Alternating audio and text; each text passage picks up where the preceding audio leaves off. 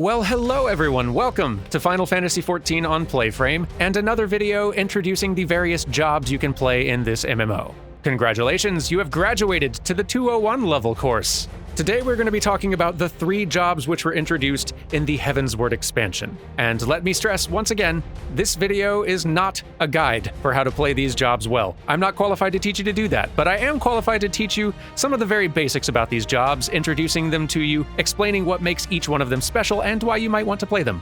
Now, it should be noted up front that you cannot choose to start the game with any of these jobs as a new player. To unlock any one of these 3, you are going to need to progress far enough into the story to reach the Heavensward expansion first, and then you have to be able to enter the city of Ishgard, here, at which point you can simply find the first job quest for each one and get started. And conveniently, all 3 of these jobs will start you out at level 30 instead of level 1, which will give you a nice jump start on that grind. But let's go ahead and get started by talking about the first one, which is... This is the Dark Knight, looking a little bit cuter than usual. The Dark Knight fights with a greatsword. Now, the Dark Knights do not have a guild of any kind. As you might imagine, practitioners of dark arts aren't especially well liked in a town that looks like, well, this. But if you start just wandering around and looking for those blue feature unlock side quest symbols, you'll find yourself a teacher before too long. Now, the Dark Knight is a tanking class, and functionally this job is not all that different from the warrior or paladin before it. It just cranks up the brooding Batman flavor up to 11. Your armor is moody, your skill names are moody, and your job quests include some of the best side stories in the entire game, which is great. That said, the Dark Knight is one of the slightly more complex tanking jobs to play, so let's talk about some of those abilities. First off, and to start, you've got your basic 3-hit attack combo. A 1, a 2, and a 3. On top of that, you've also got some AoE abilities. For instance, Unleash. And also Stalwart Soul. Very flashy. You've also got a skill called Salted Earth, which will place down a bubble at your feet, which will slowly damage any of the enemies standing inside. But what are all those things down there in the right corner over there, some of you might be asking? Well, let me tell you. See, you've got this one other skill here called Flood of Darkness. Flood of Shadow is also what it gets called later in the game when it gets upgraded. Don't worry about it. Flood of Darkness, or Shadow. This skill will damage everything in front of you and add 30 seconds to this little timer. So long as this little face has seconds on the clock, you will do 10% more damage than you normally would. So you always want there to be seconds on this little clock. The thing is, this ability here, Flood of Shadow Darkness, is very expensive. It costs almost a third of your MP bar to use it, which is not great. So you can't really just spam it. And also, you're gonna need some way to get that MP bar full again so you can actually use it again in a fight. Fortunately for you, both your single target and AoE combos include attacks which restore some of your MP when they land. So you're always going to have a steady trickle of MP refilling that bar. And on top of that, once a minute, you can use Blood Weapon here, which will make it so that the next 5 weapon skills or spells you use give you even more MP back. So you're going to be paying a lot of attention to that MP bar as a Dark Knight, trying to keep it full enough that you can continue using all of your most fun abilities and keeping that timer going. Meanwhile, your 3-hit combo is also slowly going to be filling this other little red bar down here, which you can spend to use some of your hardest hitting attacks like Blood Spiller here. Of course, being a tank, you also have a variety of damage mitigation abilities, including one of the best in the game, the Blackest Night. This creates a barrier around you that lasts only 7 seconds, so you're going to need to wait until you know that you're about to take a bunch of damage for sure. But if you time it right, that barrier will absorb a whopping 25% of that incoming damage. And if in those 7 seconds you absorb enough damage that the barrier breaks, this little marker down here, which is kind of hard to see because it's not lit up, but it will light up yellow. And when it does, you can cast your next Flood of Shadow Darkness for free. Which is good, because putting up that Blackest Night barrier for 7 seconds also took about a third of your MP bar. Like I said, you're going to be going through your MP like a black mage. But say things are going, really bad for you right now. You're taking tons of damage and it looks like you're probably going to die. Well, in that very dire situation, you can use this ability here, the absolutely absurd Living Dead, which makes it so that for the next 10 seconds, even if your HP drops to 0, you cannot die. Now, make no mistake, your HP is still 0, and you will die when those 10 seconds are up, unless your panicking healer can manage to cast an entire tank's HP bar worth of healing spells on you before those 10 seconds are up, in which case, you're fine. And if all of that isn't yet edgy and ridiculous enough for you, well, then you also have Living Shadow, which lets you summon this Shadow Dark Knight to fight alongside you and do a bunch of additional damage with you for the next 24 seconds. Basically, if you enjoy a tanking job with a gloomier flavor and a slightly higher learning curve, or if you enjoy the satisfaction of putting up that defensive barrier at just the right time, or if you just really have to have the biggest sword, well, the Dark Knight is the tank for you. But let's move on to our next Heavensward job, which is... This is the Astrologian. And the Astrologian fights with this thing, which they call a star globe, and you can call, I guess, whatever you want. And if you want to play this job, you can pick it up here, at the Astrologians Guild in the Athenium Arcanium. Or Ethereum Arcanium, I forget what it's called. Also, you can try to come at me about the pronunciation of this job if you want, but just know that you are wrong. Listen, I prefer the sound of astrologian myself, but... Our astrologians have since observed alarming changes in the heavens. And anything said in that voice has to be correct. Now, the Astrologian is a healing class. Like the White Mage, this healer is all about casting curative spells to refill everybody's rapidly emptying health bars and keep the party alive. Unlike the White Mage, which, all things considered, is a pretty straightforward healing job in most respects, Astrologian likes things a little more complicated, because the Astrologian is also all about enhancing the combat effectiveness of party members on the fly through the power of cards. Let's talk about some abilities. To start with, you've got some direct damage spells like Malefic, which will just do some damage. You've also got Combust, which will do some damage over time, or if you've got more than one enemy to deal with, you could cast Gravity, which is your main AoE damage option. And as you hopefully recall, you should be using these as often as possible to help enemies die faster. Of course, you've also got a bounty of healing spells, all kinds. You've got a direct healing spell, a healing spell that also applies a regen effect, an AoE healing spell, Helios, an AoE healing spell which also applies a regen effect. You've got Celestial Intersection, which does a heal and also applies a barrier, which will absorb some future damage. You've also got Essential Dignity, which, honestly, it's kind of cool. It's an instant cast that heals for more the less health the target has.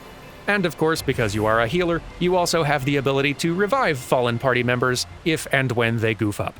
But of course, on top of all of those damaging and healing options, you also have the Astrologian's true defining feature, cards.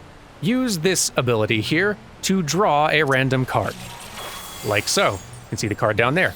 You can then play that card on yourself or a teammate to boost their damage for 15 seconds.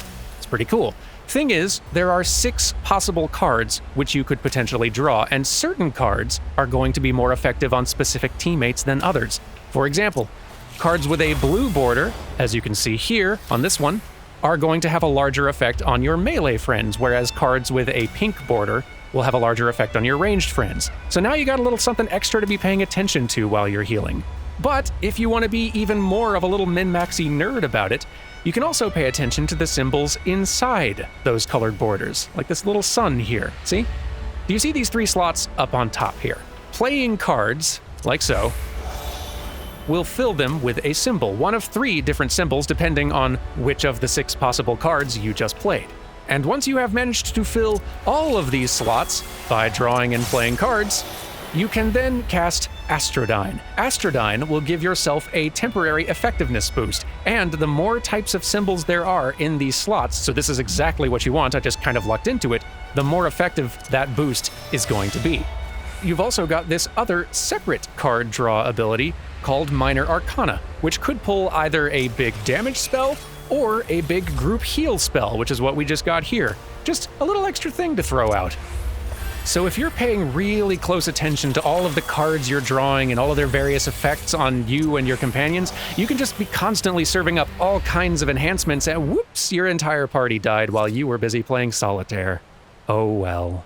But the complexities don't end there.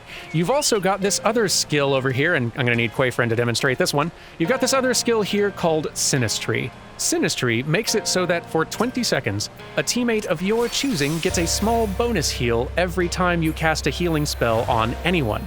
And there's quite a lot of interesting optimization strategy in choosing who should be getting those bonus heals. You also have Earthly Star, a fancy and just enormous AoE bubble that you can place wherever you like. Now, it doesn't do anything right away, but you can set it off anytime you want within the next 10 seconds to do a big area heal and area damaging spell simultaneously. Or alternatively, you could place it down on the ground, let it sit for longer than 10 seconds, and then set it off to do an even stronger version. Then, of course, you've got Horoscope here, an ability which will apply a regen effect to everybody in range, and then, after a 10-second wait, will set off a big heal on everybody. Unless, of course, you want to hit the horoscope button again during those 10 seconds to set off that heal sooner. Unless you cast Horoscope, and then while that regen effect is still active, you cast Helios, in which case it will not only upgrade the Helios spell's effect, but also extend Horoscope's regen timer. How's that juggling act going, healer? Do you have enough buttons and toys to fiddle with yet? Are you satisfied now? Basically, if you enjoy the reactive healing style of the White Mage, but you wish you had a little bit more to do, or if you like the idea of having others do all of your extra damage for you, or alternatively, if you just want the opportunity to both feel and look like the galaxy brain that you know you are, well, this might be the healer for you. But we've got one more Heavensward job to look at today, and that is... This is the Machinist.